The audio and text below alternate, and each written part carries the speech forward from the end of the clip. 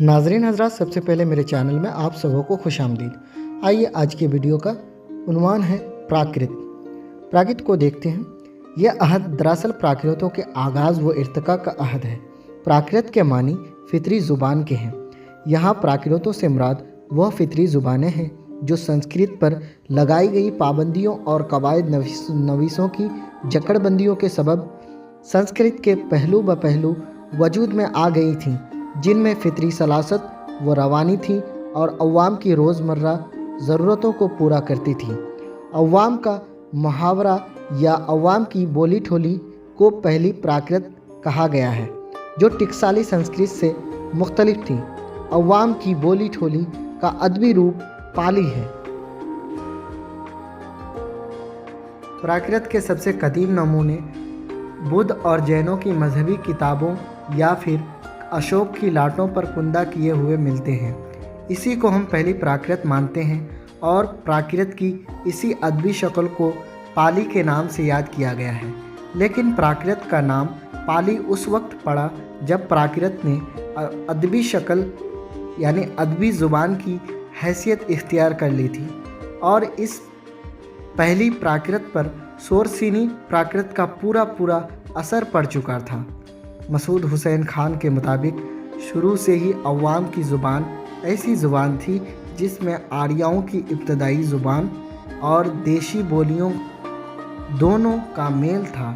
बाज़ लोगों ने इसी को पहली प्राकृत कहा है और वैदिक संस्कृत और अदबी संस्कृत दोनों की माँ माना है। हम इसे इब्तदाई ज़ुबान के नाम से याद करेंगे।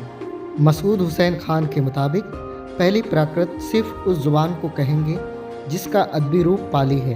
पाली को कदीम मागधी भी कहा गया है। लफ्ज़ पाली संस्कृत के पंक्ति से निकलता है। इसी से उर्दू का पांति, पत्ती और पिट्टी है। पंडित हरि औध की तहकीक के मुताबिक पाली बुद्ध धर्मशास्त्री की सतर को कहते हैं। पहली प्राकृत को इब्तदाई प्राकृत भी कहते हैं। पहली प्राकृत में पाली और अशोक के कुतुबों की ज़ुबानों का शुमार होता है। यह दोनों प्राकृत की अव्वलीन शक्लें हैं। पाली बुद्ध मज़हब की ज़ुबान है। कहा जाता है कि बुद्ध मज़हब के पेशवा महात्मा गौतम बुद्ध पाली बोलते थे और उन्होंने अपनी ज़ुबान में अपने मज़हब की तबलीग की थी। पाली बुनियादी तौर पर मगधी की ज़ुबान थी, जहाँ बाद के दौर में मागधी प्राकृत का इर्तिका अमल में आया था। बुद्ध मज़हब की तमाम मुस्तंद तसानीफ़ बिशमोल धम्पद पाली ज़ुबान में ही पाई जाती हैं। वस्ती हिंद आर्याई का दूसरा दौर अदबी प्राकृतों दूसरी प्राकृत का दौर कहलाता है। हिंद आर्याई लिसानियात के माहिरीन ने अदबी प्राकृतों यानी दूसरी प्राकृत की हस्ब झेल 5 किस्में बयान की हैं। महाराष्ट्री, सोरसिनी, मगधी, इर्द मगधी, पेशाची। महाराष्ट्री ये जुनूब की प्राकृत है। मराठी इसी से निकली है। संस्कृत के ड्रामों के गीत इसी में लिखे जाते थे। प्राकृतों में सबसे पहले महाराष्ट्री की कवायद मुरत्तब हुई। इस ज़माने का बेशतर अदबी सरमाया प्राकृत में मिलता है। सोरसिनी, इसका मरकज़ सोरसीन यानी मथुरा का इलाका था। संस्कृत के बाद आला तबके में अगर किसी प्राकृत का रिवाज था तो वह यही ज़ुबान थी जिस पर संस्कृत की गहरी छाप नज़र आती है। मगधी यह पूरे मशरक़ी हिंदुस्तानियों की बोली थी। इसका मरकज़ मगध यानी जुनूबी बिहार था, जो कि यह आर्याओं के मरकज़ से दूर थी, इसलिए इस पर गैर आर्याई बोलियों का शदीद असर मिलता है। इसलिए आर्या इस प्राकृत को हिकारत की नज़र से देखते थे।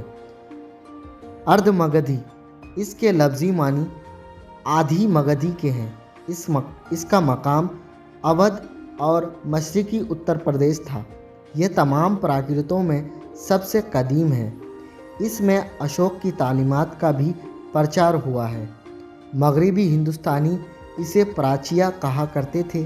प्राचिया के तहत मगधी और अर्ध मगधी दोनों आ जाती हैं। गौतम बुद्ध और महावीर जैन ने इसी प्राकृत को अपनाया था। पेशाची यह कश्मीर और पंजाब की प्राकृत थी। किष्णु के अहद में इस प्राकृत को फरोग हुआ। तीसरा दौर 500 ईस्वी ता 1000 पर मुहित है। यह दौर अपभ्रंश का दौर कहलाता है। Please like, subscribe, and press the bell icon, and share to those who need it.